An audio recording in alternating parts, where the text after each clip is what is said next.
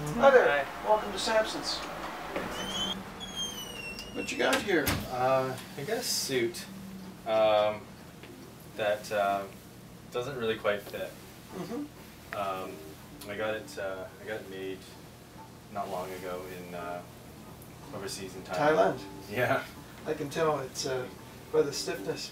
Right. Well, this will, if it fits and you're happy with it, it'll last a long time because it's very stiff. But you don't want to look like a stiff suit, so you can Yeah. Well, it does. I mean, I put it on and it seemed okay when I got it, and then I guess I've put it on again now that I'm home, and just I don't know. It doesn't feel or fit. It just seems boxy to me. Did they feed him alcohol? No, I think I'm not a daily suit wearer, No, so I don't no. really know the ins and outs of. So you don't have a tailor. Well, maybe now you'll have my back. I'll have your back as a tailor. I find a lot of even ready-made suits have a nicer finish than a handmade suit. So people that don't know, they think handmade, oh well, it must be better. But a lot of the time it ends up looking homemade. Right. And it might fit, it may not. You know, you're doing something very charitable. Whether you're realizing or not, you're supporting a poor tailor. Right. But ideally you want to have a good win-win relationship. I mean, that'd be perfect, right? If I could get a decently made suit at a decent price and whatever helps someone out in the And local have a community. return, Yeah. you know, a comfortable return. You want the finish that shows some elegance and some state-of-the-art, not homemade. But as a lot of guys look at suits as something for work and, you know, just a utility type of level, that's all right. Like a stiff suit will last longer, as long as the pants last, as long as the jacket. It's the lapel is so stiff that it doesn't curl, which is really what you want to try to do, is show shape, as much shape in the chest and lapel and sleeve caps as possible. And that's the sign of a crafted garment as opposed to a straight sewn, manufactured, homemade. But it's the right color because you can make a shirt pop, take the attention away from the suit. So what we have here is a pair of pants. Looks like it's made in a third world country, and we can tell because it has no professional findings that on it. And the main problem is that it's cut typically, and I've even seen Italian companies do this. They cut the front the same width as the back. And that's okay for a pleated pant, but certainly not for a flat front pant. It has to be cut in a special way to allow a different shape cut for the back to shape for the seat, and to allow a smaller front to shape for a thigh, because it is closer to the body. This is a rectangular front and will not shape to a thigh. So what we're doing is we're adding pleats here and reducing the size of the front and reshaping the back. That's generally called a recut in the industry. Okay.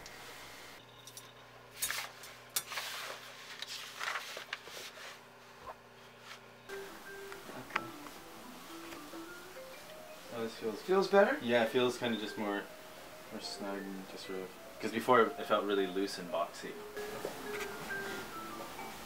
Oh yeah, no, that looks Sleeves are all trimmed up, a good inch taken off of the sleeve. That's like 3 sizes. Right.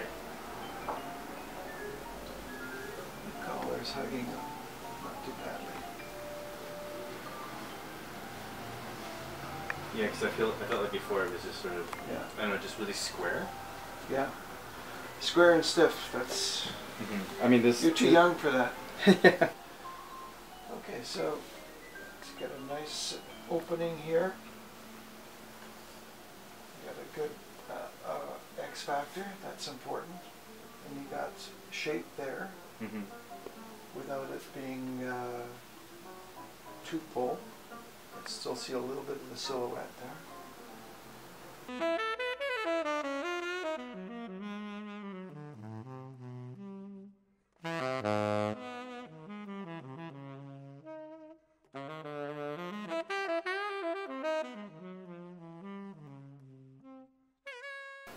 Oh, those slacks look a lot better. Their pockets are sitting perfectly.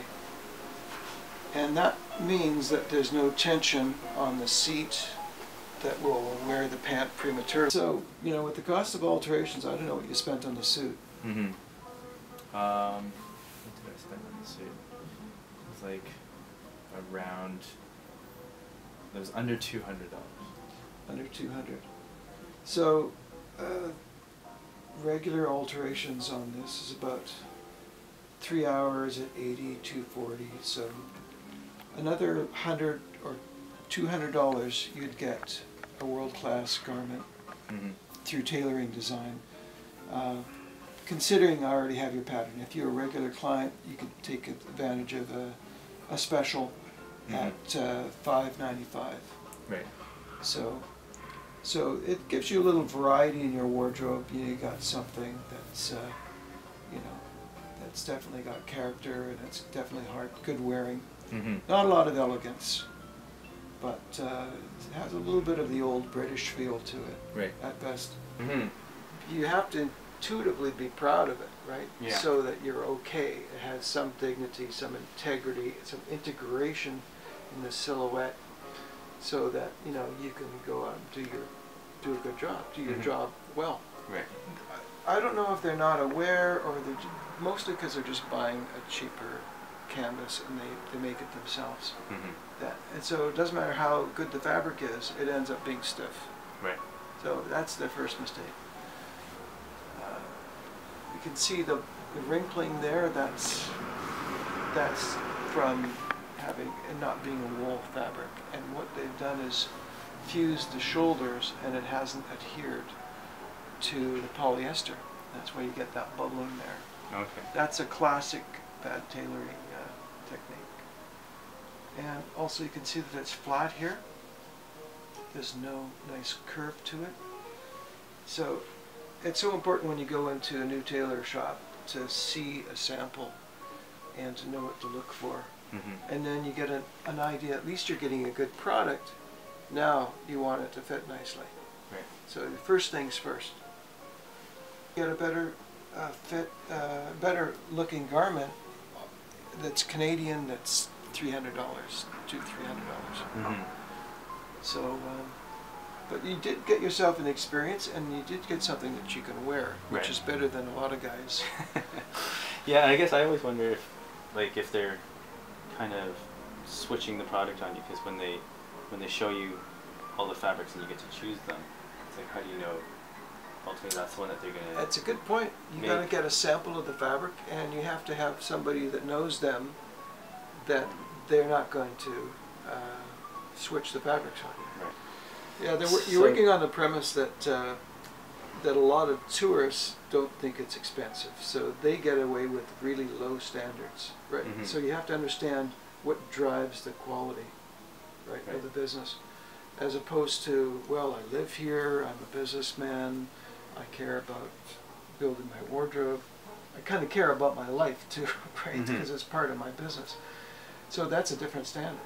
Yeah. Then there's a standard where you go to a hotel and they take your measurements and you get it sent in the mail. That's a pretty low standard too. Right. There's no feedback. Then there's online, sending in measurements, but there's that interpersonal thing is totally missing.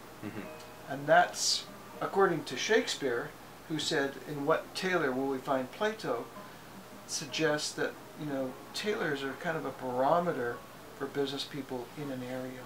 They give, they're kind of part of a culture that's built by the clientele. And so you get a part of that too.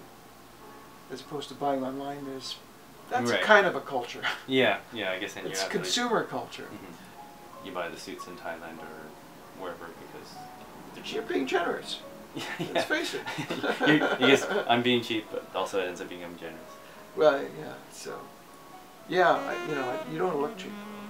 That's no, and that's critical thinking, right? Right. It's great. Well, thanks for coming in. Okay.